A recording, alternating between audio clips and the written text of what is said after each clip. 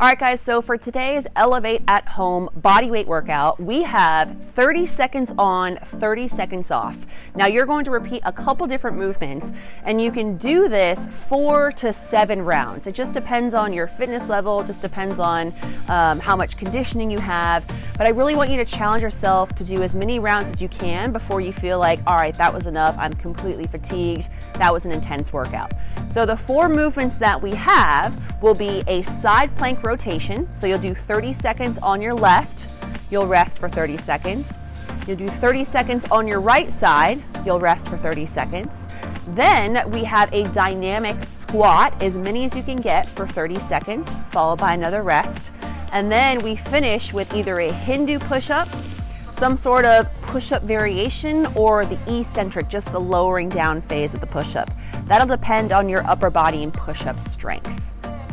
So movement number 1 is going to be a side plank rotation. So you'll spend 30 seconds on the left side, you'll rest, and then you'll spend 30 seconds on the right side. So let's talk about the setup. So you want to consider maybe getting some sort of cushion, towel, a mat underneath your elbow and maybe underneath your feet. If you're barefoot, if you have shoes on, you'll probably be fine. But we want to make sure that we're always stacking our joints. So we want to ensure that the elbow is right below the shoulder. We don't want that elbow way out in front of you. We don't want the elbow out here. We want it directly underneath. And then you're going to stagger your legs just like this. Now, the second point you want to do is lift your hips off the ground. And we want to try to keep as much space between you and the ground as possible. Okay? If you need a little more assistance, you can tap that front leg down for a little more support. But to challenge yourself, I want you to keep your legs stacked. Now, the rotation part comes from you reaching underneath behind you and then extending up to the sky or the ceiling. Reaching down, extending up, all while keeping the hip as high as possible.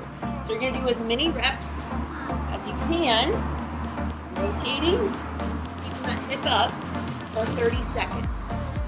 Okay, you'll rest for 30, and then you will go to the other side, the other arm, and do an additional 30 seconds of rotations. So after we do rotations on each side, remember we have 30 seconds on the left, 30 seconds on the right, then you do what we call dynamic squats. So the dynamic squat is a combination of a jump and like a sumo squat. So I say sumo squat because it's typically a little bit wider than your regular air squat. So you start with your feet right underneath your hips, okay? You're going to jump those feet out into a wide squat stance. We're going to try to touch the ground, okay? Now it's important you only jump as wide as you can keep your knees stacked on top of your feet and ankles. So for some of you, you may not have the hip mobility to go this wide. We don't want your knees collapsing on the inside. We want to be able to push your knees out and keep them stacked on top of the ankle.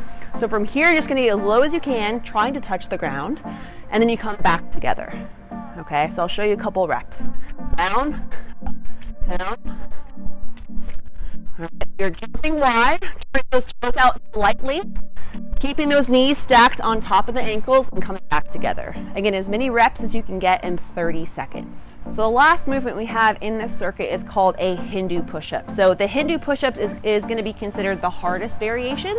I'm going to show you a couple different options to scale and modify down from there, okay? So the Hindu push-up starts in a way that where your hips are actually high. So normally we'd like to say keep your hips level to the ground, be straight from ankle to shoulder. The Hindu push-up starts at almost a point here, okay? So you're gonna start with your hands just out in front of your shoulders, okay? You want your feet about the same width apart. You want your knees bent slightly, okay? We don't need to be totally locked out, just bent slightly. And you're gonna think about scooping down, okay? To where you lock out your arms, and then you're gonna come back out of that. That's gonna be the hardest variation, okay? So you're gonna scoop down, and then you're gonna reverse. You're gonna come back out, okay? Scoop down, and then back out. So notice when I do that, I try to keep my elbows in. We don't wanna let the elbows flare out like this, okay? We never want to do that with any push-up variation. So you want the elbows to stay by your side and point backwards. Now, if swooping back out is really difficult for you, you can simply set back up at the top like this. Okay? So you're going to scoop down, reset, scoop down, reset. Okay? That's kind of a little modification down from there. Now, if that's still too difficult, Then we can just do push-ups, okay? That's where we have the standard of keeping the hips level to the ground, being straight from shoulder to ankle, still keeping those elbows by your side, all the way down, all the way up, all the way down, all the way up. Now, if push-ups from the ground are difficult for you, we could always do an incline push-up, okay? If you have a chair, a table, some sort of surface, the higher up the angle becomes, the more the load goes into the legs and not so much the upper body. The closer to the ground you get, the harder it's going to be for your upper body. All right, so feet are together. We're straight from shoulder to ankle, lowering down, coming back up, lowering down, coming back up, okay?